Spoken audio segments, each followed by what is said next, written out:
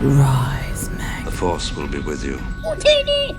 Hello everyone, welcome back to my channel. I'm Star Wars Meg, back to give you all of the news from a galaxy far, far away. In today's news update, we have some really big things to talk about, including a huge Grand Admiral Thrawn rumor. We're also going to be talking about Rian Johnson's scrapped trilogy and much more. Before I get into the news, please may I ask you to hit like down below, subscribe to the channel if you're brand new and welcome if you are, and be sure to hit that notification bell to be alerted each and every time I post new content. You can expect daily Star Wars updates from me. Now without any more jibber jabber, let's dive straight into it. So we begin by talking about Grand Admiral Thrawn, who was name dropped in chapter 13 by Ahsoka Tano.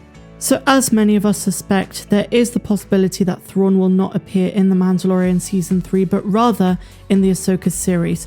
This is a rumour that has come to my attention. Someone sent it to me in my mailbox, and it's an article from Desiree News. And it states the following: the latest Star Wars rumour suggests that Thrawn could soon appear in The Mandalorian and live-action properties in the near future.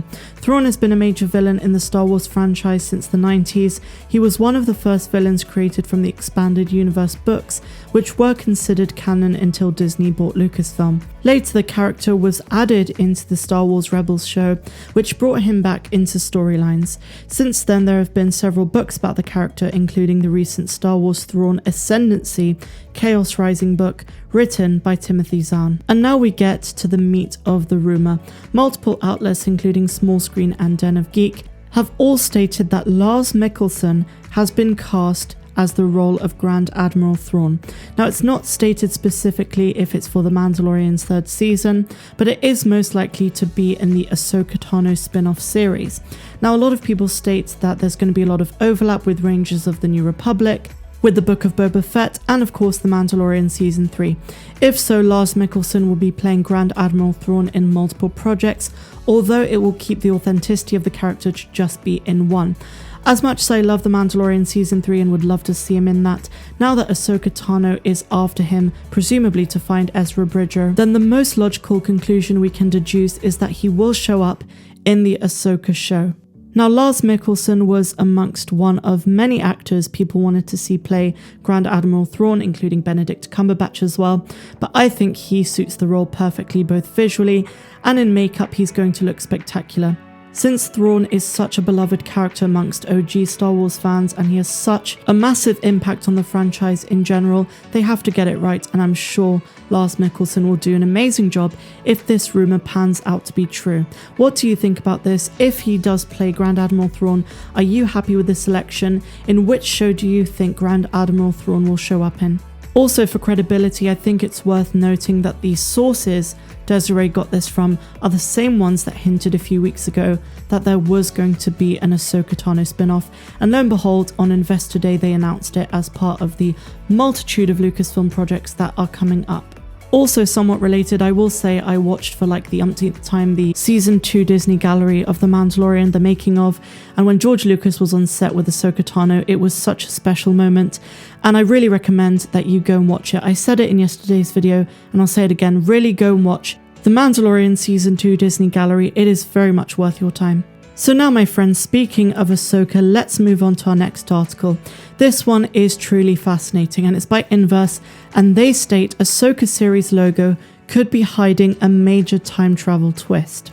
The Star Wars forecast went from bleak to bountiful in a matter of minutes when Kathleen Kennedy announced 9 new Star Wars shows and movies during Disney Investor Day. Fans were spoilt for choice regarding upcoming series. Amongst the most anticipated series is undoubtedly Ahsoka, a spin-off dedicated to the Clone Wars protagonist after her live-action debut in The Mandalorian second season. While nearly everything about the show is still shrouded in mystery, the one thing we do know is the logo, which could reveal more than you think. Disney fan blog The Boardwalk Times analysed the logos for every single upcoming Star Wars series. While some didn't have much to go on, such as Lando, the Acolyte's visions, others had key details that could be extrapolated into speculation. For example, the eye in the Obi-Wan Kenobi show is actually a detail of his lightsaber, which means Obi-Wan won't be completely hiding his Jedi identity in the new series. And the X fight in Rogue Squadron could reveal when the Patty Jennings movie takes place. Another logo with a thematic clue was Ahsoka, centered around the ex-Jedi Ahsoka Tano, who has now appeared in Rebels, Clone Wars and Mando. The logo is white with her lightsabers and is stylized with a horizontal line running through the center of the title, probably signifying how we've seen Ahsoka grow up through the Clone Wars and Rebels into the lone wolf figure that we saw in Chapter 13 of The Mandalorian. The most interesting aspect of this logo, however, is how the O is depicted. It seems to be echoing the illustration behind the title, evoking cosmology charts or the many maps we've seen in the Star Wars universe. Could this mean that we see Ahsoka traveling from planet to planet, a formula that has proven to work with The Mandalorian? It could also represent the staff she carries when she makes her Gandalf-like entrance in Rebels. The symbol also brings to mind possibly the most fantastic aspect of Star Wars lore as a whole, the circular portals in the world between worlds. The mystical plane featured in Rebels introduced time travel to the Star Wars world. If Ahsoka introduces time travel to live-action Star Wars, we could see her past, a past that stretches all the way back to when Anakin was just a fledgling Jedi. Who knows what a glimpse into the past could reveal, especially with a character with a complex past like Ahsoka. While we may be years away from Ahsoka returning to our screens, it's never too early to dissect what little we have in hope of finding out what's in our future. Unlike the Star Wars universe, there's no time travel here.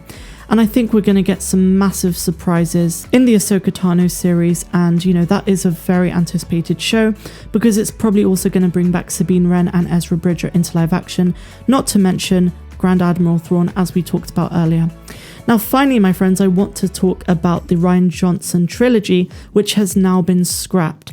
So this is pretty much no surprise to anyone, but let me just say as a precursor to this piece that I don't mean to offend anyone. The other day I mentioned how Luke's future might retcon the sequels, and I had a bunch of people saying I'm hating on the sequels and I'm negative, whatever. So I will say, if you're a fan of The Last Jedi or if you're a fan of Rian Johnson, I wouldn't watch this piece and I would click away now.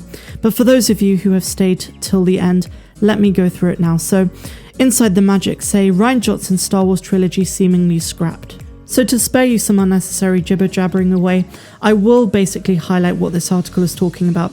They say first and foremost that The Last Jedi faced a great deal of backlash, and the last time Rian Johnson spoke to Lucasfilm, it was before The Last Jedi reception had come through, before the box office, etc. And now since Lucasfilm are taking a new direction for Star Wars, primarily focusing on the big success of The Mandalorian Season 2, it seems like there's no place for Rian Johnson's trilogy. And most notably is that Johnson's trilogy was completely left out of Investors Day 2020.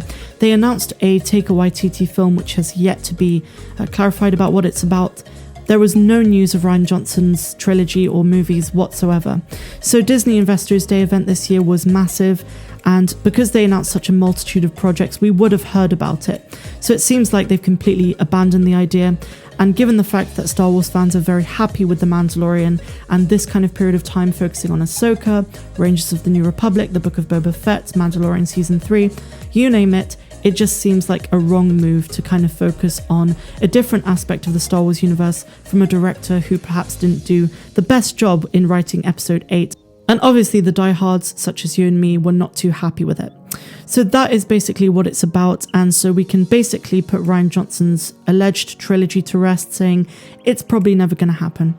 So that is all of the news I have for you guys today. I really hope you enjoyed the video, and if you did, please be sure to give me a big fat thumbs up, subscribe to the channel if you're new, and I will see you tomorrow. I'm Star Wars Meg, wishing you a phenomenal rest of the day, no matter where you dwell in the galaxy. Have a good one.